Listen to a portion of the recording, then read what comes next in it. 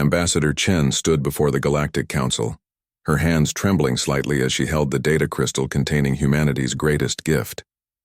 Around her, representatives from 47 species watched with expressions ranging from curiosity to contempt.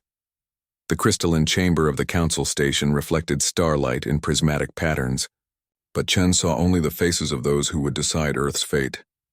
"Honored members of the council," she began, her voice steady despite her nerves. "Humanity comes before you not as conquerors but as friends.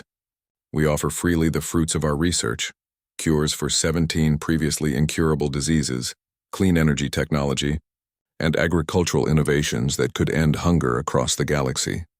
The Vrexian High Commander, a towering being with chitinous armor and 6 compound eyes, clicked his mandibles in what Chen had learned was their version of laughter. "The humans think they can buy our favor with trinkets? Your species has been spacefaring for barely 2 centuries. You are children playing with toys you don't understand." Chen's jaw tightened, but she maintained her composure. "We ask only for peaceful coexistence, for a chance to prove ourselves as worthy members of this community." The ethereal counselor Zixtar, a being of pure energy contained within a quantum field, spoke next, its voice resonating directly in everyone's minds. "Humanity is dangerous. Your history is written in blood. You wage war on your own kind over trivial differences. Why should we believe you've changed?" "Because we learned," Chen replied. "We looked at our past and chose to be better. Isn't that worth something?" For 3 hours she pleaded humanity's case. She showed them Earth's transformation, the unification of nations, the abolition of weapons of mass destruction. She demonstrated technologies that could revolutionize galactic civilization, but when the vote came, it was unanimous. "The Council finds that humanity poses an unacceptable risk to galactic stability," Zixtar announced. "You are hereby quarantined to your home system.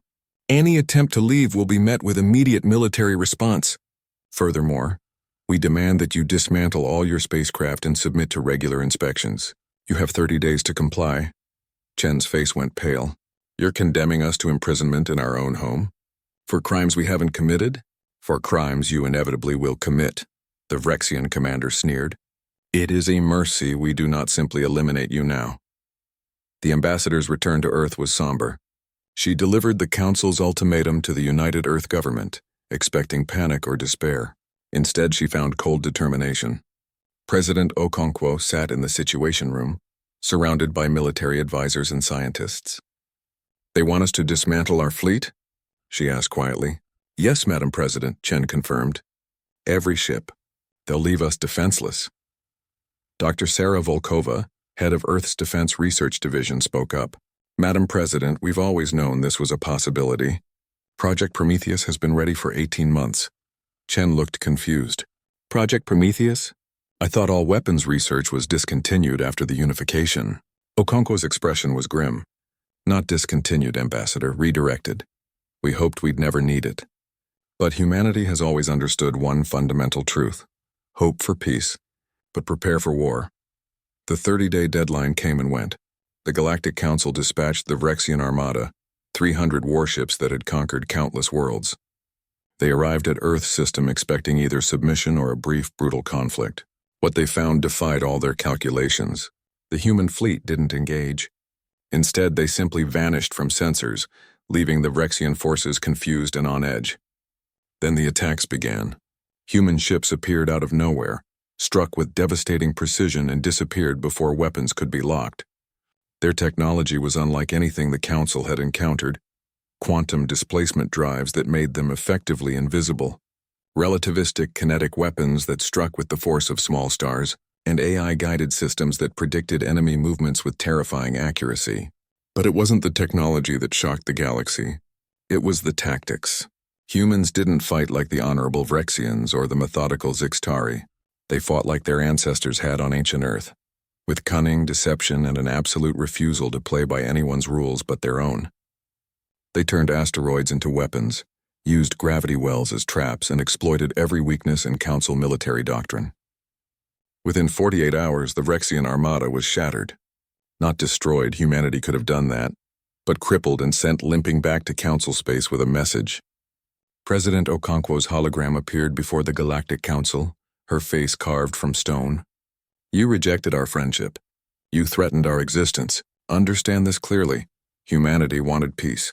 We offered it genuinely without deception, but we are not the primitive species you believed us to be. We learned long ago that those who desire peace must be capable of war. Zixtar's energy form flickered with what might have been fear. You've declared war on the entire galaxy? No, Okonkwo replied. We've declared our independence. You will leave humanity alone. In return, we will not share our technology with your enemies or involve ourselves in your politics. But know this, we've mapped every council world, every station, every fleet. We could have struck them all simultaneously. We chose not to.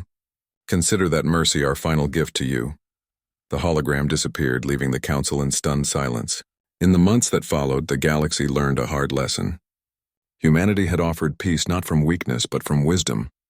They had chosen friendship over domination, cooperation over conquest.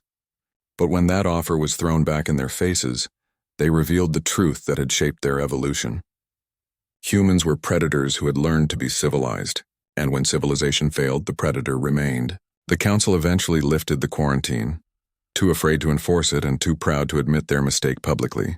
Trade agreements were quietly negotiated. Diplomatic channels cautiously reopened.